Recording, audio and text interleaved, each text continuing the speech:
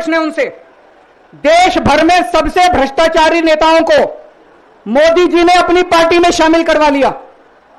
जिन नेताओं को कुछ दिन पहले मोदी जी ने खुद सबसे भ्रष्टाचारी बोला, जिन नेताओं को अमित शाह जी ने खुद भ्रष्टाचारी बोला, कुछ दिन के बाद उनको बीजेपी में शामिल करा लिया। मैं मोहन भागवत जी से पूछना चाहता हूं, क्या इस प्रकार की राजनीति से आप सहमत हो? क्या आपने कभी ऐसी बीजेपी की कल्पना की थी? अभी आप अरविंद केजरीवाल को सुन रहे थे जो बीजेपी पर काफी हमलावर नजर आए। तो वहीं आज जिस तरह से जंतर मंतर से जनता की अदालत की शुरुआत किए हैं आपका अरविंद केजरीवाल, और उनका कहना है कि वो जनता की अदालत में जाएंगे और वो जनता के सामने जो बीजेपी उनके साथ जिस तरह से उनको बदनाम करने का कोशिश की, उन बातों को जनता के बीच रखेंगे। उसकी शुरुआत आज से अरविंद केजरीवाल ने कर दी है। नमस्कार, मेरा नाम विश्वजीत कुमार और आप देख रहे हैं walk for India news. Delhi के कथित शराब घोटाले में दिल्ली के पूर्व मुख्यमंत्री अरविंद केजरीवाल दिल्ली के तिहाड़ जेल में बंद थे। जैसे ही जेल से बाहर आए वैसे ही मुख्यमंत्री पद से इस्तीफा दिया और आतिशी को मुख्यमंत्री बनाए। उसके बाद से जिस तरह से बीजेपी पर काफी हमलावर नजर आ रहे हैं अरविंद केजरीवाल, तो वहीं कैसे आप लोग?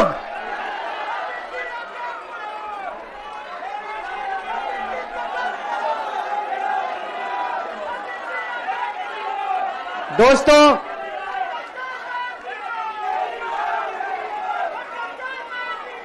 आज आप लोगों के बीच में आके बहुत अच्छा लग रहा है। और आज यहां जंतर मंतर पे पुराने दिन याद आ गए। मेरे को आज भी याद है, तारीख भी याद है। 4 अप्रैल 2011 का दिन था जब आजाद भारत का भ्रष्टाचार विरोधी सबसे बड़ा आंदोलन, अन्ना आंदोलन, यहां जंतर मंतर से शुरू हुआ था। भ्रष्टाचार के खिलाफ आजाद भारत का सबसे बड़ा आंदोलन 4 अप्रैल 2011 को जंतर मंतर से शुरू हुआ था। 1.5-2 साल कभी जंतर मंतर, कभी मुंबई, कभी रामलीला मैदान। लेकिन उस वक्त की सरकार भी बहुत अहंकारी थी। उन्होंने हमारी बात नहीं मानी, चैलेंज करते थे, चुनाव लड़के दिखाओ, जीत के दिखाओ, चुनाव लड़के दिखाओ, जीत के दिखाओ, कहते थे ना। हम तो छोटे से लोग थे, हमें तो चुनाव लड़ना नहीं आता था। और चुनाव लड़ने के लिए पैसा चाहिए, गुंडे चाहिए, आदमी चाहिए। हमारे पास तो ना पैसा था, ना आदमी थे, ना गुंडे थे। हम चुनाव कैसे लड़ते? पर वो बार बार कहते थे चुनाव लड़के दिखाओ, चुनाव लड़के दिखाओ। हम भी चुनाव लड़ लिए और देखो जनता ने हमको जिता दिया। पहली बार में दिल्ली में आम आदमी पार्टी की सरकार बन गई। देश के अंदर हमने 2013 में चुनाव हुए थे, देश के अंदर साबित कर दिया ईमानदारी से चुनाव लड़े भी जा सकते हैं और ईमानदारी से चुनाव जीते भी जा सकते हैं। जब हम चुनाव लड़े थे उन दिनों में तो ये कहते थे सारे पार्टी वाले, अरे इनकी तो जमानत जब्त होगी, केजरीवाल की जमानत बच जाए चाहे। पहली बार में सरकार बन गई थी दिल्ली के अंदर हमारी 49 दिन की सरकार। ईमानदारी से चुनाव लड़े थे हम, हमारे पास कोई पैसा नहीं था, कोई आदमी नहीं था, ईमानदारी से चुनाव लड़े थे। देश में साबित कर दिया कि ईमानदारी से चुनाव लड़े जा सकते हैं। पिछले 10 साल से दिल्ली के अंदर हम लोग सरकार चला रहे थे, ईमानदारी से सरकार चला रहे थे, ईमानदारी से पैसे सरकार के बचा रहे थे और ऐसी ऐसी सुविधाएं दी हमने जनता को जो कोई कल्पना भी नहीं कर सकता। बिजली 24 घंटे कर दी, बिजली फ्री कर दी, बिजली पानी फ्री कर दिया, महिलाओं के लिए बसों का किराया मुफ्त कर दिया, बुजुर्गों के लिए तीर्थ यात्रा कर दी, शानदार अस्पताल मोहल्ला क्लिनिक बना दिए, लोगों का इलाज मुफ्त कर दिया, शानदार स्कूल बना दिए, लोगों की शिक्षा शानदार कर दी, बच्चों को भविष्य दे दिया। 10 साल ईमानदारी से काम किया।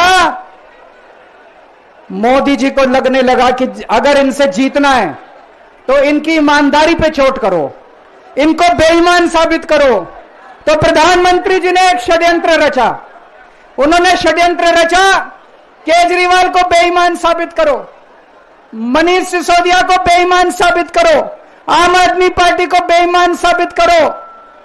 और षड्यंत्र रच के इन्होंने हमारे सारे बड़े बड़े नेताओं को एक एक करके जेल में डाल दिया। दोस्तों, अब हम जेल से बाहर आ गए और जेल से बाहर आने के बाद मैंने इस्तीफा दे दिया। आपके मन में यह चल रहा होगा कि केजरीवाल ने इस्तीफा क्यों दिया। मैंने इस्तीफा इसलिए दिया क्योंकि मैं ये सब करने के लिए, गंद करने के लिए नहीं आया था, मैं भ्रष्टाचार करने के लिए नहीं आया था, मैं सत्ता का लालच, सत्ता की भूख नहीं है मेरे को सीएम की कुर्सी की भूख नहीं है।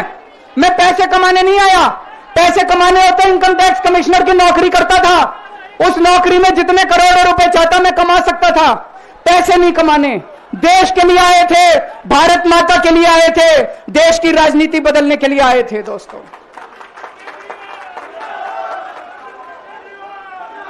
इन नेताओं को फर्क नहीं पड़ता, इन नेताओं की मोटी चमड़ी है, इनके ऊपर जितने मर्जी आरोप लग जाए, इन नेताओं को फर्क नहीं पड़ता। दोस्तों, मैं नेता नहीं हूं, मेरी मोटी चमड़ी नहीं है, मेरे को फर्क पड़ता है। मेरे पे जब ये कीचड़ फेंकते हैं बीजेपी वाले, मेरे को जब ये चोर कहते हैं, मेरे को जब ये भ्रष्टाचारी कहते हैं, मेरे को जब ये गाली देते हैं, मेरे को फर्क पड़ता है। आज मैं बहुत दुखी हूं, आज मेरी आत्मा पीड़ित है, मैं अंदर से बहुत दुखी हूं और इसीलिए मैंने इस्तीफा दिया। मैंने अपनी जिंदगी में केवल इज्जत कमाई है, मैंने अपनी जिंदगी में केवल ईमानदारी कमाई है। मेरे बैंक में कोई पैसा नहीं है, मेरी पार्टी के बैंक में कोई पैसा नहीं है, मैंने केवल इज्जत कमाई है। आज 10 साल के बाद जब मैंने इस्तीफा दिया है, थोड़े दिन में मैं सीएम का बंगला छोड़ दूंगा। आज दिल्ली के अंदर मेरे पास घर भी नहीं है रहने के लिए। मेरे को कई लोग कहते हैं, कैसा आदमी है यार तू, 10 साल राजनीति करी, 10 साल सीएम रह गया, 10 साल में तो 10 कोठियां बन जाती, 10 घर बन जाते, 10 प्लॉट बन जाते। मैंने कुछ नहीं कमाया 10 साल के अंदर, केवल आपका आशीर्वाद कमाया, आपका प्यार कमाया है 10 साल के अंदर। और उसी प्यार का नतीजा है आज जब मैं घर छोड़ूंगा, मेरे पास इतने लोगों के फोन आ रहे हैं, इतने लोगों के मैसेज आ रहे हैं, जी मेरा घर ले लो, मेरा घर ले लो, मैं किराया नहीं लूंगा, मेरा घर ले लो। मैं आप सब लोगों का शुक्रिया अदा करता हूं।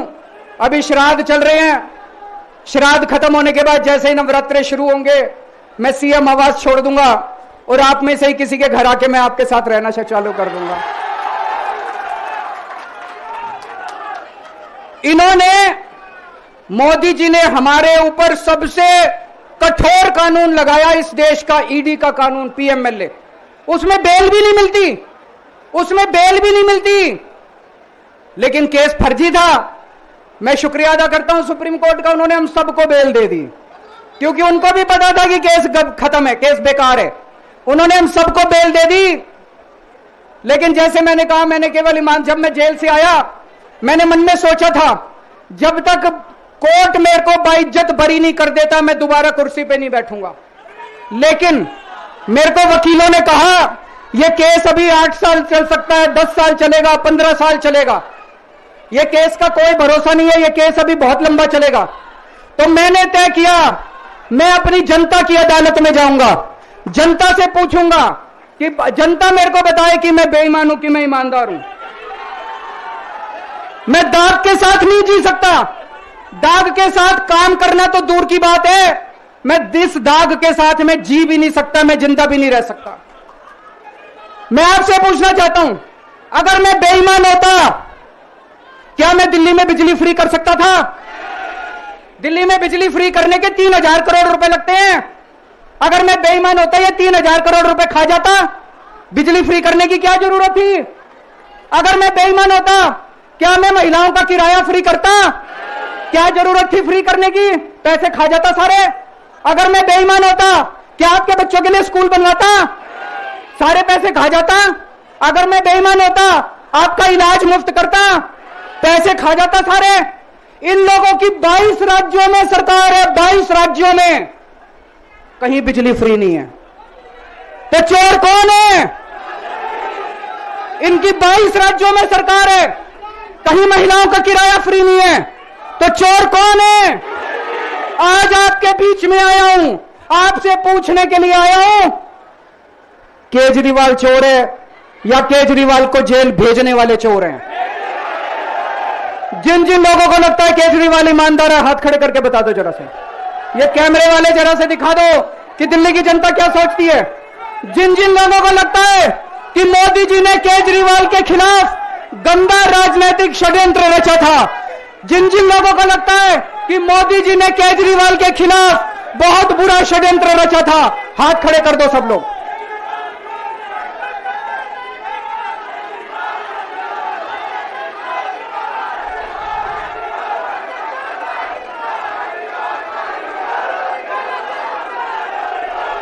एक बात और करना चाहता हूं आज आपसे, एक बात और करना चाहता हूं, बड़े ध्यान से सुनना। एक बात और बहुत जरूरी बात है, सारे जने बड़े ध्यान से सुनना। ये आरएसएस वाले कहते हैं हम राष्ट्रवादी हैं, आरएसएस वाले कहते हैं हम देशभक्त हैं। आज मैं पूरे सम्मान के साथ, आरएसएस के प्रमुख हैं श्री मोहन भागवत जी, मैं पूरे सम्मान के साथ मोहन भागवत जी से 5 प्रश्न पूछना चाहता हूं और आपका समर्थन चाहता हूं। अगर मैं कोई गलत प्रश्न पूछूं तो बता देना, और सही प्रश्न पूछूं तो मैं आपसे हाथ खड़ा करवा के पूछूंगा। मेरा पहला प्रश्न है मोहन भागवत जी से, जिस तरह मोदी जी देश भर में लालच देके या ईडी और सीबीआई की धमकी देके, डरा के दूसरी पार्टी के नेताओं को तोड़ रहे हैं, पार्टियां तोड़ रहे हैं, सरकारें गिरा रहे हैं, क्या यह देश के लिए सही है? मैं मोहन भागवत जी से पूछना चाहता हूं, क्या आप नहीं मानते कि यह भारतीय जनतंत्र के लिए हानिकारक है? पूछना चाहिए कि नहीं पूछना चाहिए मोहन भागवत जी से? मेरा दूसरा प्रश्न है उनसे, देश भर में सबसे भ्रष्टाचारी नेताओं को मोदी जी ने अपनी पार्टी में शामिल करवा लिया। जिन नेताओं को कुछ दिन पहले मोदी जी ने खुद सबसे भ्रष्टाचारी बोला, जिन नेताओं को अमित शाह जी ने खुद भ्रष्टाचारी बोला, कुछ दिन के बाद उनको बीजेपी में शामिल करा लिया।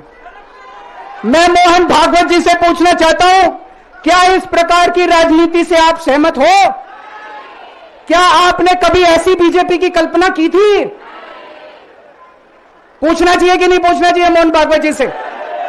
मेरा तीसरा प्रश्न है मोहन भागवत जी से, बीजेपी आरएसएस की कोख से पैदा हुई है कि नहीं है? कहा जाता है यह देखना आरएसएस की जिम्मेदारी है कि बीजेपी पथभ्रष्ट ना हो। मैं मोहन भागवत जी से पूछना चाहता हूं, क्या आप आज की बीजेपी के इन कदमों से सहमत हैं? क्या आपने कभी मोदी जी से यह सब ना करने के लिए बोला? मोहन भागवत जी बताएं कि क्या आपने मोदी जी को यह सब गलत हरकतें करने से रोका कभी? पूछना चाहिए नहीं पूछना चाहिए? मेरा चौथा प्रश्न है मोहन भागवत जी से, जेपी नड्डा जी ने लोकसभा चुनाव के दौरान उन्होंने कहा कि बीजेपी को अब आरएसएस की जरूरत नहीं है। आरएसएस बीजेपी की मां समान है कि नहीं है? क्या बेटा इतना बड़ा हो गया कि मां को आंखें दिखाने लग गया? क्या बेटा इतना बड़ा हो गया कि आज मां को आंखें दिखाने लग गया? जिस बेटे को पाल पोस के बड़ा किया, जिस बेटे को प्रधानमंत्री बनाया, आज वो बेटा पलट के मां को अपनी आंखें दिखा रहा है। मातृतुल्य संस्था आरएसएस, आज वो बेटा अपनी मातृतुल्य संस्था को आंखें दिखा रहा है। मैं मोहन भागवत जी से पूछना चाहता हूं, जब नड्डा जी ने यह कहा तो आपके दिल पे क्या गुजरी, आप जरा बताइए इस देश को। क्या आपको दुख नहीं हुआ? मैं आरएसएस के हर कार्यकर्ता से पूछना चाहता हूं, जब नड्डा जी ने कहा कि हमें आरएसएस की जरूरत नहीं है, क्या आरएसएस के हर कार्यकर्ता को दुख नहीं हुआ? मेरा पांचवा प्रश्न मोहन भागवत जी से मैं कहना चाहता हूं, आप ही लोगों ने मिलकर कानून बनाया था कि 75 साल के होने पे कोई भी व्यक्ति रिटायर होगा। इस कानून के तहत आडवाणी जी को रिटायर कर दिया, मुरली मनोहर जी जैसे बड़े बड़े नेताओं को रिटायर कर दिया, बीसी खंडूरी जी को रिटायर कर दिया, कलराज मिश्र को रिटायर कर दिया, शांता कुमार को और पता नहीं कितने लोगों को रिटायर कर दिया। अब अमित शाह जी कह रहे हैं कि यह नियम मोदी जी पे लागू नहीं होगा। तो मैं मोहन भागवत जी से पूछना चाहता हूं, क्या आप इससे सहमत हो कि जो नियम आडवाणी जी पे लागू हुआ वो मोदी जी पे लागू नहीं होना चाहिए? आप ये पूछना चाहते हैं कि नहीं पूछना चाहते? पूरा देश आज मोहन भागवत जी से ये प्रश्न पूछना चाहता है। एक और बात रखना चाहता हूं मैं, प्रश्न के रूप में नहीं है। आज हमारे देश के अंदर शिक्षा व्यवस्था का बहुत बुरा हाल है।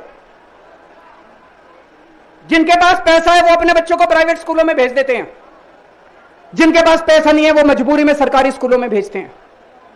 75 साल के अंदर सरकारी स्कूलों का बेड़ा गर्क कर दिया हर सरकार ने इस देश के अंदर। लेकिन ऊपर वाले की कृपा है कि ऊपर वाले ने इस देश को एक मनीष सिसोदिया दे दिया। 75 साल के बाद इस देश में एक ऐसा शख्स आया जिसने गरीबों के बच्चों को भविष्य की एक उम्मीद दी। एक रिक्शे वाले का बेटा, मजदूर का बेटा, किसान का बेटा, जिसे कोई उम्मीद ही नहीं बची थी कि मेरे बच्चे बड़े होकर कुछ बन सकते हैं, आज उनके बच्चों को अच्छी शिक्षा देकर मनीष सिसोदिया ने उनको उम्मीद दी है। ऐसे मनीष सिसोदिया को प्रधानमंत्री मोदी जी ने 2 साल जेल में रखा।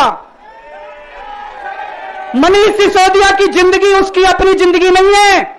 मनीष सिसोदिया की जिंदगी देश की जिंदगी है। मनीष सिसोदिया का एक एक जिंदगी का पल इस देश का पल है। ये 2 साल मनीष सिसोदिया के खराब नहीं हुए, ये 2 साल इस देश के खराब हुए हैं। अगर आज मनीष सिसोदिया जेल के बाहर होता, न जाने कितने और नए स्कूल बनते, न जाने कितने बच्चों को शिक्षा मिलती। तो मैं मोहन भागवत जी से भी पूछना चाहता हूं कि क्या आरएसएस इस किस्म की हरकतों से सहमत है? ये सारे प्रश्न आज मैंने मोहन भागवत जी के सामने रखे हैं। मैं उम्मीद करता हूं कि वो इन प्रश्नों के जवाब देंगे। और ये प्रश्न केवल मोहन भागवत जी के लिए नहीं है।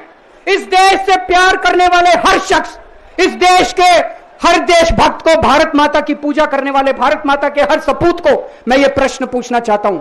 इस पे चिंतन जरूर करना। आरएसएस के हर व्यक्ति से मैं कहना चाहता हूं, आपको हो सकता है केजरीवाल पसंद ना हो, आपको हो सकता है आम आदमी पार्टी पसंद ना हो, लेकिन देश की खातिर इन मेरे उठाए गए मुद्दों पे चिंतन जरूर करना दोस्तों। ये आने वाला चुनाव मामूली चुनाव नहीं है। यह दिल्ली का आने वाला चुनाव केजरीवाल की अग्नि परीक्षा है। अगर आपको लगता है केजरीवाल ईमानदार है तो केजरीवाल को वोट देना। अगर आपको लगता है केजरीवाल बेईमान है, मुझे कतई वोट मत देना। ये जो झाड़ू है ना, ये जो झाड़ू है, ये झाड़ू अब चुनाव चिन्ह नहीं है। ये झाड़ू चुनाव चिन्ह नहीं है आम आदमी पार्टी का। ये झाड़ू आस्था का प्रतीक है। जब एक आदमी वोट डालने जाता है और झाड़ू का बटन दबाता है तो अपनी आंख बंद करके पहले भगवान का नाम लेता है।